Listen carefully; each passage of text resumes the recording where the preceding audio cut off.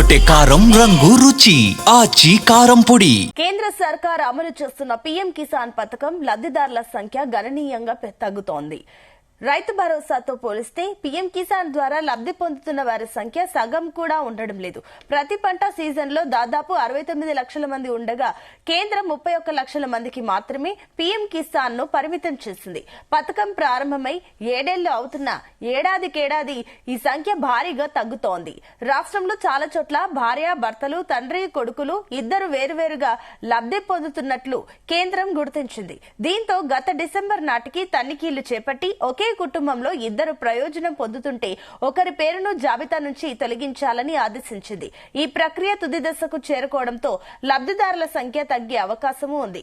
కేంద్ర ప్రభుత్వ పథకాలు వర్తించాలంటే ఇకపై రైతులందరికీ ఆధార్ తరహాలోనే 11 నంబర్ల విశిష్ట గుర్తింపు కార్డు తప్పనిసరి అని కేంద్రం స్పష్టం చేసింది. ఈ ఐడి రిజిస్ట్రేషన్ చేసుకుని వారికి కేంద్ర పథకాలు నిలిచిపోతాయని స్పష్టం చేసింది. ఇక దీంతో 6 నెలలుగా రైతులు ఫార్మర్ రిజిస్ట్రీ కోసం తంటాలు పడుతున్నారు.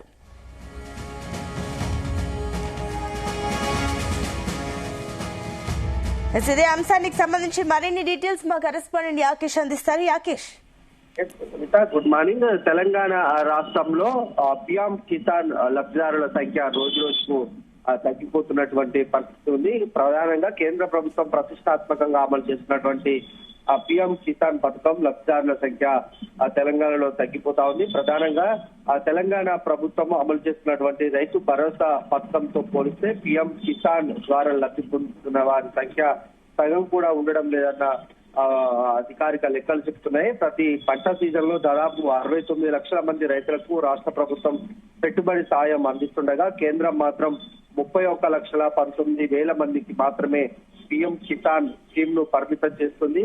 పథకం ప్రారంభమై 7 ఏళ్లు గడుస్తున్నా కూడా అర్హతకు సంబంధించి కటాఫ్ తేదీ 2019 ఫిబ్రవరి 1న దాన్ని మార్చకపోయినటువంటి క్రమంలో కొత్త పట్టాదారు పాస్ పుస్తకాలు పొందినటువంటి రైతులు లక్షల మంది ఉన్నారు. ఈ పథకానికి వాళ్ళు దూరం అవుతున్నటువంటి పరిస్థితి కనిపిస్తుంది.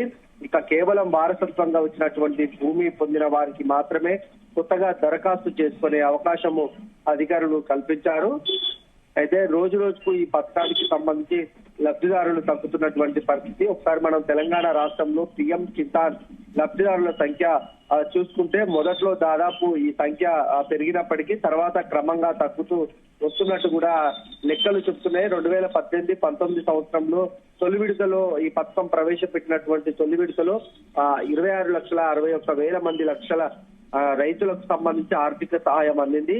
దాని తర్వాతకి నెక్స్ట్ ఇయర్ చూసుకుంటే 2019-20 సంవత్సరంలో రెండో విడతలో ఈ సంఖ్య 34,34,000కు పెరిగినట్లు లెక్కలు చెప్తున్నాయి. ఇక ఏడో విడత లాస్ట్ ఇయర్ మనం చూసుకుంటే 37,49,000 మంది లబ్ధిదారులు ఈ స్కీమ్ కు అర్హత పొందారు. 9వ విడతకు సంబంధించి చూసుకుంటే లబ్ధిదారుల సంఖ్య తగ్గుతూ వస్తుంది. గత ఏడాది 19వ విడతలో ఈ లెక్కలు చూసుకుంటే 31,19,000 మందికి మాత్రమే ఈ స్కీము ద్వారా ప్రయోజనం పొందినట్లు తెలుస్తుంది. కొత్త నిబంధనలతో వచ్చే 20వ విడతకు సంబంధించి మరో 80,000 మందికి పైగా కూడా పీఎం కిసాన్ పథకం వర్తించకుండా పోయే అవకాశం ఉన్నట్లు వ్యవసాయ శాఖ అంచనా వేస్తా ఉంది.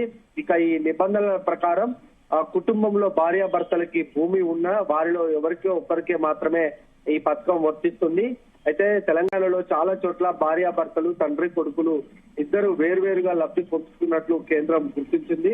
దీంతో గత డిసెంబర్ నాటికి తనిఖీలు చేపట్టి ఒకే కుటుంబంలో ఇద్దరు ప్రయోజనం పొందుతుంటే ఒకరికి ఈ జాబితా నుంచి తొలగించాలని ఇప్పటికే అధికారులు ఆదేశించారు. ఈ ప్రక్రియ కూడా తుది దశకు చేరుకోవడంతో లబ్ధిదారుల సంఖ్య గణనీయంగా తగ్గే అవకాశం అయితే కనిపిస్తా ఉంది. ఈ 7 ఏళ్లలో దాదాపు 12,000 కోట్లు మాత్రమే తెలంగాణ రైతులకు కేంద్ర ప్రభుత్వం అందించింది. రాష్ట్రంలో ఎకరాన్ని యూనిట్ గా తీసుకొని అర్హత ఉన్న ప్రతి రైతుకు రైతు భరోసా తెలంగాణ ప్రభుత్వం అందిస్తుంది. అయితే కేంద్రం మాత్రం రైతు కుటుంబం ఒక యూనిట్ గా తీసుకొని ఏడాదికి 6,000 రూపాయలు మాత్రమే అకౌంట్ లో జమ చేస్తా ఉంది. రాష్ట్రంలో రైతు భరోసా కింద రాష్ట్ర ప్రభుత్వం ప్రతి పంట కాలంలో 69 లక్షల మంది రైతులకు ప్రతి సీజన్ లో సుమారు 7,000 కోట్ల రూపాయలు కూడా రైతుల ఖాతాలో జమ చేస్తుంది. అదే కేంద్రం ప్రతి విడతలో రైతులకు అందించే సాయం కేవలం 750 కోట్లకు మించి ఉండడం లేదు. దీంతో పిఎం కిసాన్ ప్రారంభమైనప్పటి నుండి రాష్ట్రంలోని రైతులకు ఇప్పటి వరకు దాదాపు 12,785 కోట్లు మాత్రమే రైతుల ఖాతాలో జమ చేసింది.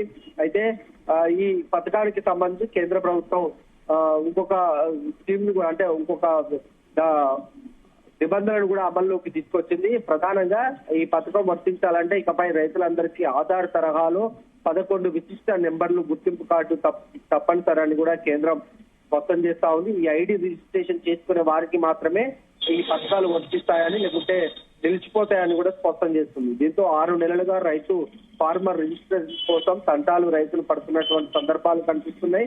డిసెంబర్ వరకు స్థానిక అగ్రికల్చర్ అధికారులే రైతుల ఆధార్ కార్డు, భూమి వివరాల ద్వారా ఫార్మర్ ఐడి కోసం దరఖాస్తులు అయితే స్వీకరించారు. ఇప్పటి వరకు 70% మంది మాత్రమే రైతులు ఐడి కోసం వివరాలు అందజేశారు.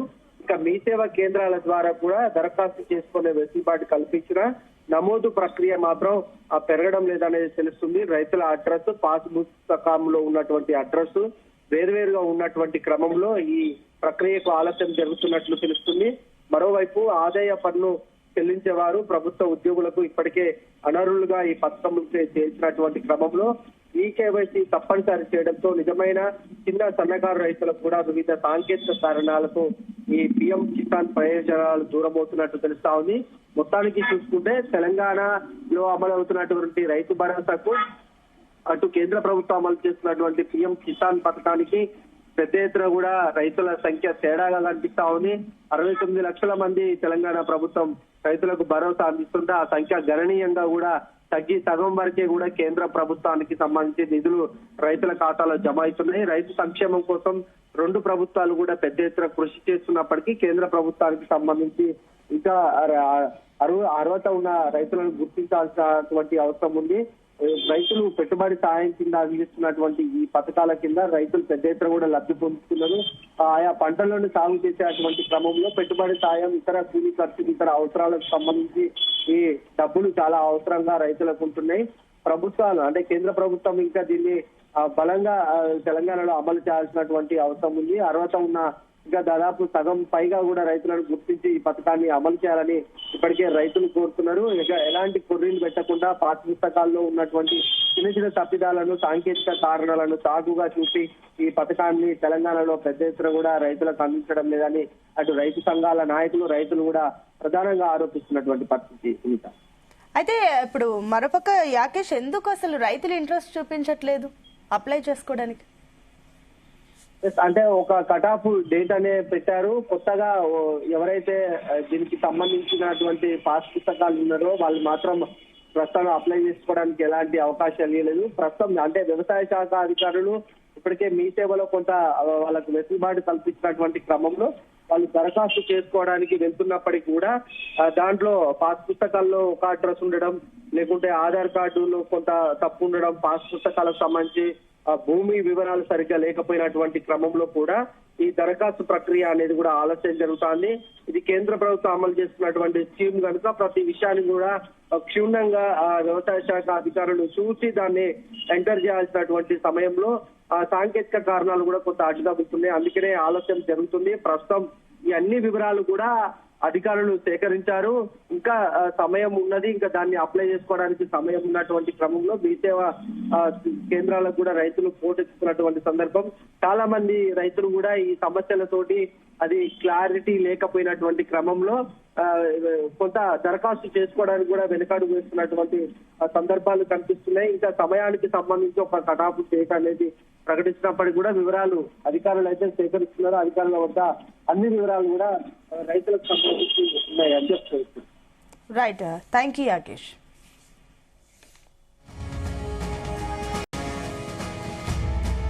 గుమగుమల వంటలే వంటలే తెరకొట్టే కారం రంగు రుచి ఆచి కారం పొడి.